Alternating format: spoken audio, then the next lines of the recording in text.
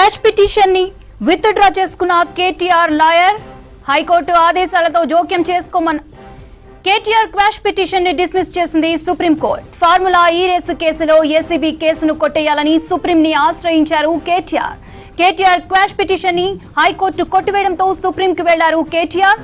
దీనిపై విచారణ చేపట్టిన సర్వోన్నత న్యాయస్థానం హైకోర్టు ఆదేశాల్లో జోక్యం చేసినని చెప్పింది. కేటీఆర్ క్వాష్ పిటిషన్ డిస్మిస్ చేసింది సుప్రీంకోర్టు. ఫార్ములా ఈ రేసు కేసులో ఏసీబీ కేసును కొట్టేయాలని సుప్రీంని ఆశ్రయించారు కేటీఆర్.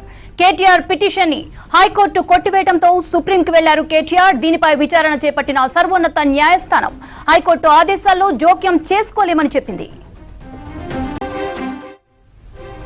రైట్, ఇదే విషయానికి సంబంధించి డీటెయిల్స్ ధనరాజ్ అందిస్తారు. ధనరాజ్, సుప్రీంలో కేటీఆర్ క్వాష్ పిటిషన్ విచారణకు సంబంధించిన అప్డేట్స్ ఏంటి? ఈ ఫార్ములా కేసు వ్యవహారంలో ఏసీబీ తనపైన నమోదు చేసినటువంటి కేసును కొట్టేయాలంటూ సుప్రీంకోర్టులో కేటీఆర్ పిటిషన్ దాఖలు చేశారు. అదేవిధంగా ఈ కేసు వ్యవహారంలోనే ఓవైపున తెలంగాణ ప్రభుత్వంతో పాటుగా ఏసీబీ కూడా కేబినెట్ పిటిషన్ కూడా దాఖలు చేయడం జరిగింది. అయితే కొద్దిసేపటి క్రితమే సుప్రీంకోర్టులో అయితే వాదోపవాదనలు కూడా కొనసాగాయి. ఈ క్రమంలోనే కేటీఆర్ వేసినటువంటి పిటిషన్లో గ్రౌండ్స్, అంటే ఆయన పిటిషన్కి సంబంధించినటువంటి వ్యవహారంలో సరైనటువంటి గ్రౌండ్స్ ప్రొజెక్ట్ చేయనందు కారణంగా కూడా కేటీఆర్కు మరోసారి కూడా సుప్రీంకోర్టులో ఎదురు దెబ్బే తగిలిందని చెప్పొచ్చు. మరోవైపున చూసినట్టయితే ఏదైతే సుప్రీంకోర్టులో చూసినట్టయితే కేటీఆర్ తరఫున సీనియర్ కౌన్సిల్ అయినటువంటి సుందరం తమ వాదనలు కూడా ప్రారంభించారు. మరోవైపున చూసినట్టయితే ఏసీబీకి సంబంధించినటువంటి తరఫున కూడా సీనియర్ కౌన్సిల్ న్యాయవాది అయినటువంటి ముకుల్ రోహిత్ కూడా, అదేవిధంగా సిద్ధార్థ లూద్రా, ఈ ఇద్దరు కూడా వాదనలు కూడా వినిపించడం జరిగింది.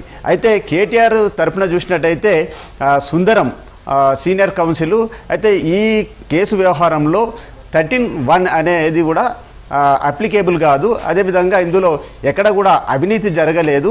ఇది ఒక రాజకీయ కక్షపూరితంగానే ఇందులో ఈ పిటిషన్ దాఖలు చేశారు అనే విషయాన్ని కూడా ఇందులో ఈ ఏసీబీ ఈ కేసు నమోదు చేసి ఇందులో పలు రకాలకు సంబంధించినటువంటి కేసులు ఏవైతే ఉన్నాయో అవినీతికి సంబంధించినటువంటి 13(1)A వర్తించదు కాబట్టి దీన్ని క్వాష్ చేయాలంటూ కూడా ఇటు సీనియర్ కౌన్సిల్ సుందరం ఇటు సుప్రీంకోర్టును జస్టిస్ను అభ్యర్థించడం జరిగింది.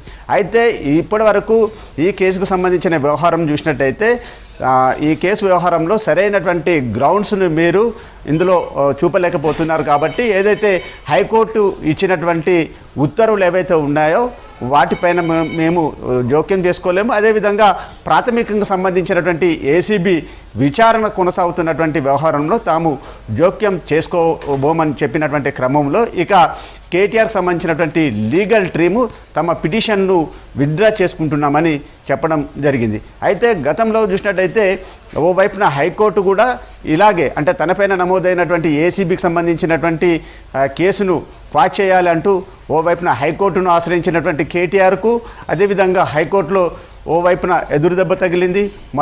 మరోవైపున చూసినట్టయితే మధ్యంతరకు సంబంధించిన ఉత్తర్వులు కూడా వాటిని కూడా తోసిపుచ్చడం జరిగింది. ఇలాంటి క్రమంలోనే ఆయన 9వ తేదీన కూడా విచారణకు హాజరయ్యారు. మరోవైపున చూసినట్టయితే ఏసీబీ ఏదైతే హైకోర్టు ఇచ్చినటువంటి ఉత్తర్వులను కూడా సవాల్ చేస్తూ ఈరోజు సుప్రీంకోర్టును ఆశ్రయించినటువంటి క్రమంలో కూడా ఈసారి కూడా సుప్రీంకోర్టులో ఆయన కూడా ఎదురు దెబ్బే తగలడంతో వరుసగా కోర్టుల చుట్టూ తిరుగుతున్నటువంటి కేటీఆర్ ఇక ఏసీబీకి సంబంధించిన వ్యవహారంలో కావచ్చు, అదేవిధంగా ఎన్ఫోర్స్మెంట్ డైరెక్టరేట్ విచారణ సంస్థల ముందు ఇక విచారణను ఎదుర్కోక తప్పదని తెలుస్తూ ఉంది. మౌనిత.